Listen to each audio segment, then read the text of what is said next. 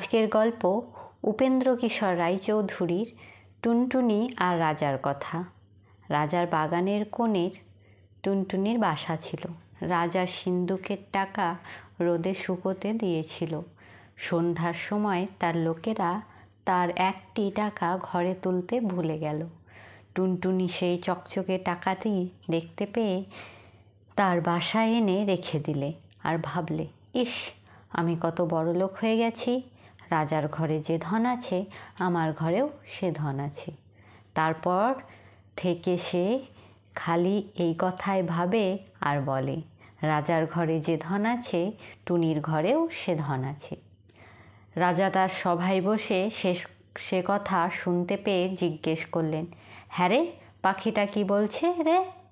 সকলে হাত জোড় করে বললে, মহারাজ, পাখি বলছে আপনার ঘরে যে ধন আছে, ওর ঘরেও নাকি সেই ধন আছে।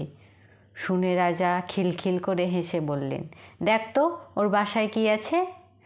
তারা দেখে এসে বললেন, মহারাজ, বাসায় একটি টাকা আছে। শুনে রাজা বললেন, সে তো আমারই টাকা, নিয়ে আয় সেটা। তক্ষুনি লোক গিয়ে টুনটুনির বাসা থেকে টাকাটি নিয়ে এলো। সে বেচারা আর কি করে, সে মনের দুঃখে বলতে লাগলো, বড় ধনে কাতর, টুনির ধন নিল বাড়ির ভেতর। শুনে রাজা আবার হেসে বললেন, পাখিটা তো বড় ঠ্যাটারে, যা ওর টাকা ফিরিয়ে দিয়ে আয়। টাকা ফিরে পেয়ে টুনির বড় আনন্দ হয়েছে। তখন সে বলছে, রাজা বাড়ি ভয় পেল, টুনির টাকা ফিরিয়ে দিল।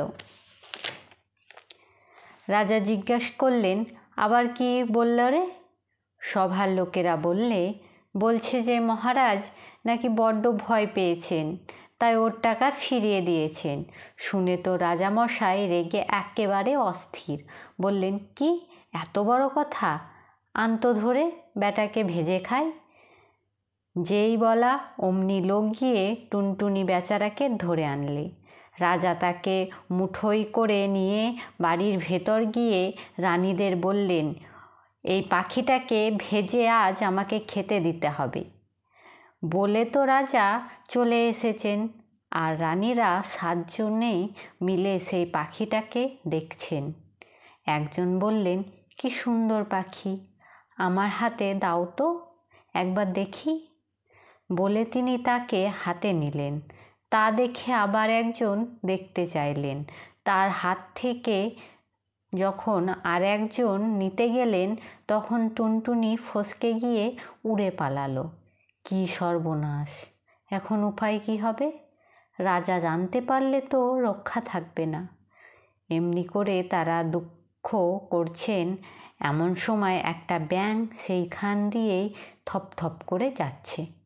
7 রানী তাকে দেখতে পেয়ে খপ করে ধরে ফেললেন আর বললেন, চুপ চুপ, কেউ যেন জানতে না পারে, এইটাকেই ভেজে দিই। আর রাজামশাই খেয়ে ভাববেন টুনটুনি খেয়েছেন। সেই ব্যাঙটার ছাল ছাড়িয়ে তাকে ভেজে রাজামশাইকে দিলে তিনি খেয়ে ভারী খুশি হলেন। তারপর সবেই তিনি সভায় গিয়ে বসেছেন আর ভাবছেন, এবারে পাখির বাছাকে জব্দ করেছি। অমনি টুনি বলছে, বড় মজা, বড় মজা, রাজা খেলেন ব্যাঙ ভাজা। শুনেই তো রাজামশাই লাফিয়ে উঠেছেন। তখন তিনি থুতু ফেলেন, ওয়াক তোলেন, মুখ ধোন, আরও কত কি করেন। তারপর রেগে বললেন, 7 রানীর নাক কেটে ফেল। অমনি জল্লাদ গিয়ে 7 রানীর নাক কেটে ফেললে। তা দেখে টুনটুনি বললে, এক টুনিতে টুনটুনালো 7 রানীর নাক কাটলো। তখন রাজা বললেন, আন বেটাকে ধরে, এবারে গিলে খাবো, দেখি কেমন করে পালায়। টুনটুনিকে ধরে আনলে রাজা বললে, আন জল। জল এলো। রাজা মুখ ভরে জল নিয়ে টুনটুনিকে মুখে পুরে চোখ বুজে ঢক করে গিলে ফেললেন। সবাই বললে, এবারে পাখি জব্দ। বলতে বলতে রাজামশাই ভোগ করে মস্ত একটা ঢোকর তুললেন। সভার লোক চমকে উঠল, আর টুনটুনি সেই ঢোকরের সঙ্গে বেরিয়ে এসে উড়ে পালালো। রাজা বললেন, গেল গেল, ধর ধর। অমনি 200 লোক ছুটে গিয়ে আবার বেচারাকে ধরে আনলো। তারপর আবার জল নিয়ে এলো, আর সিপাই এসে তলোয়ার নিয়ে রাজামশাইয়ের কাছে দাঁড়ালো। টুনটুনি বেরোলেই তাকে 2 টুকরো করে ফেলবে। এবার টুনটুনিকে গিলেই রাজামশাই 2 হাতে মুখ চেপে ধরে থাকলেন, যাতে টুনটুনি আর বেরোতে না পারে। সেই বেচারা পেটের ভেতরে গিয়ে ভয়ানক ছটপট করতে লাগলো। খানিক বাদে রাজামশাই নাক ছিটকিয়ে বললেন, ওয়াক! অমনি টুনটুনিকে শুদ্ধ তার পেটের ভিতরে সকল জিনিস বেরিয়ে এলো। সবাই বললে, সিপাই সিপাই, মারো মারো! পালালো। সিপাই তাতে থতমত খেয়ে তলোয়ার দিয়ে সেই টুনটুনিকে মারতে যাবে, অমনি সেই তলোয়ার টুনটুনির গায়ে না পড়ে রাজামশাইয়ের নাকে পড়ল। রাজামশাই তো ভয়ানক চেঁচালেন। সঙ্গে সঙ্গে সভার সকল লোক চেঁচাতে লাগলো। তখন ডাক্তার এসে ওষুধ দিয়ে পটি বেঁধে অনেক কষ্টে রাজামশাইকে বাঁচালো। টুনটুনি তা দেখে বলতে লাগলো, নাক কাটা রাজারে, দেখ তো কেমন সাজারে। বলেই সে উড়ে সে দেশ থেকে চলে গেল।